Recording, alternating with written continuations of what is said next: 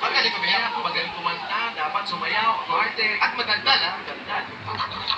Ito ngayon ang ating unang audition eh. Bagong panganak din. O talaga? Napanganak na. 8 years old na, 8 years old. Bakit yung pangalan mo? Yung complete name, no? Paano pronounce doon? Silent things.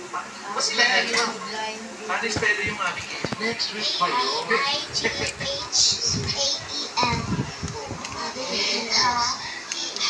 Ay, siya naman ay national champion sa storytelling. Uy! Wow! Marites! Oo, ma-invento.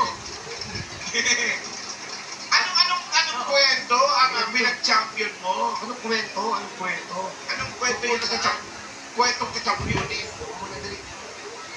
Kwento mo kami. Sorry yung story yung pinag-champion mo. The Proud Rose. The Proud Rose. So what happened? To the Proud Rose. Pwede ba makarinig ng kahit konti lang? Okay po. Uy, ngayon.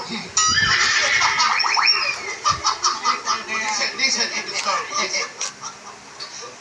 Once upon a time, there lived a rose flower that was incredibly proud of its beautiful looks.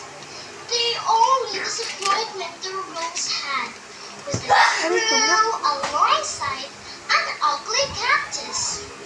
Every day, the rose would be ready with an insult that it would pour upon the cactus for its looks.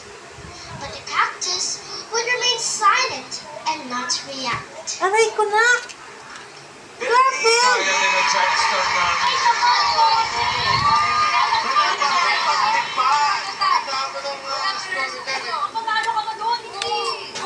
Ang unang paglipad lang ka dapat. Ay!